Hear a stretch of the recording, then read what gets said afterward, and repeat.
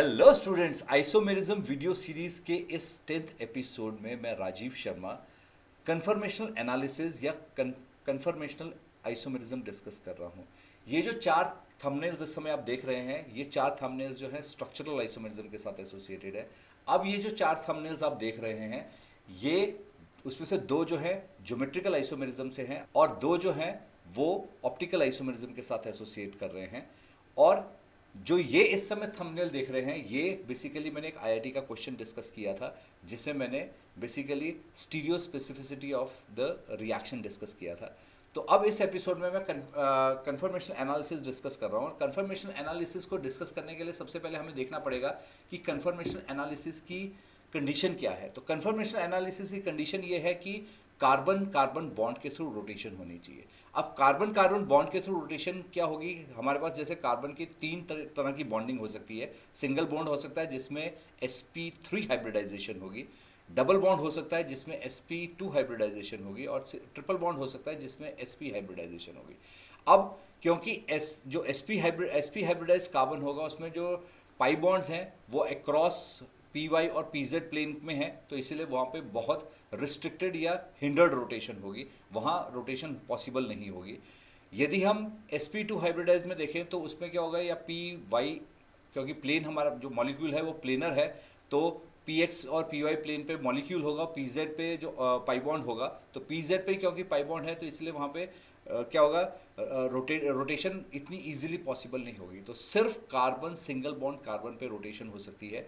या हम ये कह सकते हैं कि जो हमारे पास जितने भी अल्केन्स हैं, चाहे वो साइक्लो अल्केन्स हैं चाहे वो सिंपल एलिफैटिक अल्केन्स हैं, दोनों में हम रोटेशन देख सकते हैं। तो अब क्योंकि हमारे को कार्बन सिंगल बॉन्ड कार्बन चाहिए है, तो इसके लिए रोटेशन देखनी है और मिनिमम 2 कार्बन होने चाहिए। सिंगल कार्बन पे रोटेशन का कोई स्कोप नहीं रह जाता। तो इसीलिए हम स्टार्ट करते हैं कि सबसे पहले ईथेन से देखते हैं कि ईथेन में रोटेशन कैसे हो सकती है।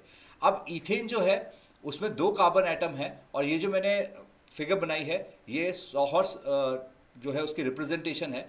तो ये सॉहर्स रोटेशन में हम देखते हैं कि किस तरह से रोटेशन पॉसिबल होगी। तो इसको हम 3D मॉडलिंग के थ्रू देखते हैं कि किस तरह से 3D में बेसिकली स्ट्रक्चर एग्जिस्ट करेगा और उसकी रोटेशन हम कैसे देखेंगे। तो अब हम जैसे देखें, यहाँ पे ये जो आपको देख रहे हैं ये सॉहर्स जो है 3D में हम किस तरह से देख सकते हैं। तो अब ये जो कार्बन एटम है इसमें हो क्या रहा है कि जो पीछे वाला कार्बन एटम है एग्जैक्टली पीछे छुप गया है और वो हमें दिखाई नहीं दे रहा। तो इसके लिए अब क्या हो जाएगा कि इसमें क्या होगा, हमें कार्बन एटम दिखेगा, उसके साथ 3 हाइड्रोजन दिखेंगे, पर पीछे वाला कार्बन एटम है उसके, और वो कार्बन एटम और उसके साथ जो 3 हाइड्रोजन है वो बेसिकली नहीं दिख रहे हैं। तो ये जब हम इसको इस तरह से रिप्रेजेंट कर रहे हैं तो इसको हम कहेंगे न्यूमैन प्रोजेक्शन। तो हम न्यूमैन प्रोजेक्शन इस तरह से ड्रॉ कर सकते हैं। तो अब हम इसको, जो आपको न्यूमैन प्रोजेक्शन स्क्रीन पे दिख रही है, मॉडलिंग में 3D मॉडलिंग में दिख रही है, उसको देखते हुए इसको बनाएं तो ये हो जाएगा कि ये जो कार्बन एटम हमें दिखाई दे रहा है ये इस तरह से आ गया। अब इसके साथ ये 3 हाइड्रोजन के बॉन्ड्स हो जाएंगे, और जो इसके पीछे 3 बॉन्ड्स हैं जो दिख नहीं रहे हैं वो हम डॉटेड से रिप्रेजेंट करते हैं, ये शो करने के लिए कि इसके पीछे भी कार्बन एटम है और उस पर भी हाइड्रोजन लगे हुए हैं। तो यहाँ पे इस तरीके से हो जाएगा हाइड्रोजन, ये जो हो गया पीछे वाले हाइड्रोजन हो जाएंगे, और जो इससे आगे वाले कार्बन एटम में हाइड्रोजन होंगे वो ये आ जाएंगे। तो इस तरह से जब हम बना रहे हैं तो इसको हम कहेंगे इक्लिप्स्ड फॉर्म ऑफ ईथेन। तो नेक्स्ट अब हम देखें कि किस तरह से हम स्टैगर्ड फॉर्म को 3D मॉडलिंग में देख सकते हैं। अब जैसे हम देख रहे हैं 3D में स्टैगर्ड फॉर्म हमें इस तरह से दिखेगी, और इसको यदि मैं इस तरह से रोटेट कर देता हूं, अब रोटेट करने के बाद क्या हो जाएगा, सेम वैसे ही आ जाएगा कि हमें कार्बन एटम फर्स्ट दिखाई देगा जहां से हम जिस डायरेक्शन से हम देख रहे हैं, पर दूसरी डायरेक्शन जहां जो दूसरा कार्बन एटम है वो नहीं दिखाई देगा।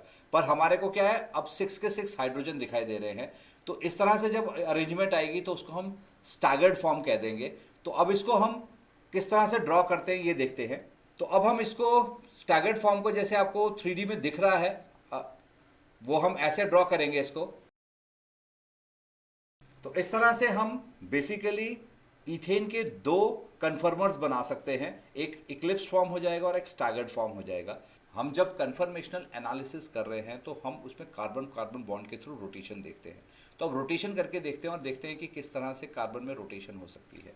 अब मैं इसमें इक्लिप्स और स्टैगर्ड फॉर्म बनाऊं और देखूं कि कितने से रोटेशन होगी, तो वो देखते हैं। अब ये जो एंगल है इसके बीच में, दिस एंगल इज 60 डिग्रीज, तो यदि हम आगे वाले कार्बन एटम को 60 डिग्री से रोटेट कर दें या पीछे वाले कार्बन एटम को 60 डिग्री से रोटेट कर दें, तो हमारे पास जो नेक्स्ट स्ट्रक्चर आ जाएगा, तो इस तरह से हम 60 डिग्री से रोटेट करेंगे तो स्टैगर्ड फॉर्म इक्लिप्स फॉर्म में कन्वर्ट हो जाएगी, और फिर इसको 60 डिग्री से रोटेट करेंगे तो वापस से स्टैगर्ड फॉर्म में कन्वर्ट हो जाएगी।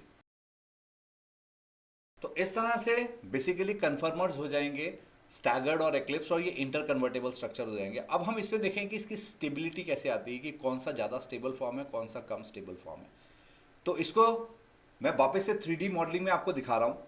अब जैसे इस स्टैगर्ड फॉर्म में देखें तो ये जो दो हाइड्रोजन है जो एक्रॉस है, ये जो एक्रॉस में हाइड्रोजन आ रहे हैं, इसके बीच में जो डिस्टेंस है दैट इज 2.59 एंगस्ट्रॉम्स। तो इसलिए इस पर डिस्टेंस ज़्यादा है, तो इसलिए क्या होगा, स्टेरिक हिंड्रेंस कम क्रिएट होगी।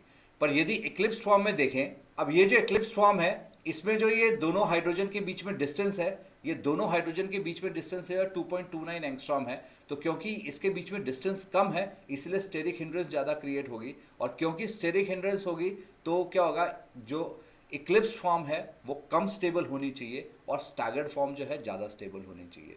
तो उसको हम बेसिकली ग्राफ के थ्रू रिप्रेजेंट कर सकते हैं, और इस पे जो इंटर कन्वर्जन की एनर्जी है वो अराउंड 12.4 किलो जूल्स पर मोल होगी।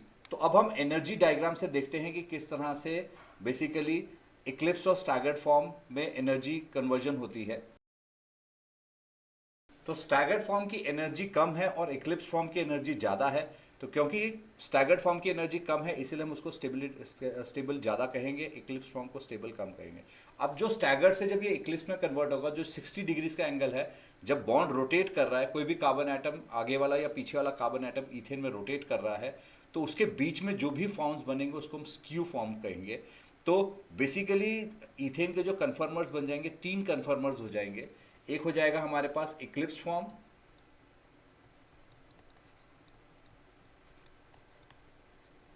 दूसरा हो जाएगा स्क्यू फॉर्म, और तीसरा हो जाएगा स्टैगर्ड फॉर्म। तो अब इसके स्ट्रक्चर्स ऐसे आ जाएंगे। तो इक्लिप्स फॉर्म जो है सबसे लीस्ट स्टेबल होगा, so this is least stable, this is most stable, और ये इन बिटवीन होगा। तो जो स्टेबिलिटी ऑर्डर हो जाएगा, Eclipse form is less than skew form and skew form is less than staggered form. तो स्टैगर्ड फॉर्म इसमें सबसे ज़्यादा स्टेबल कंपाउंड हो जाएगा। कहीं आप मेरे चैनल पे फर्स्ट टाइम तो नहीं विजिट कर रहे, मेरे चैनल पे यदि फर्स्ट टाइम विजिट कर रहे हैं तो मेरे इस चैनल को सब्सक्राइब करो। सब्सक्राइब करते हुए ध्यान रखना कि आपने बेल आइकन भी प्रेस करना और नोटिफिकेशंस में ऑल नोटिफिकेशंस क्लिक करना है। और यदि आप मॉक टेस्ट ढूंढ रहे हैं, असाइनमेंट्स ढूंढ रहे हैं, प्रैक्टिस टेस्ट ढूंढ रहे हैं, और नोट्स ढूंढ रहे हैं, और कोई भी मटीरियल MCQ ढूंढ रहे हैं, तो जो नीचे डिस्क्रिप्शन बॉक्स में फर्स्ट लिंक है उस फर्स्ट लिंक को क्लिक करो और फॉलो करो, और उसमें टोटल मटेरियल आपको फ्री ऑफ कॉस्ट आप यूज़ कर सकते हैं। और हाँ, इस पे नीचे कमेंट करना मत भूलना और मेरे इस वीडियो को लाइक करना मत भूलना। Thanks for watching this video.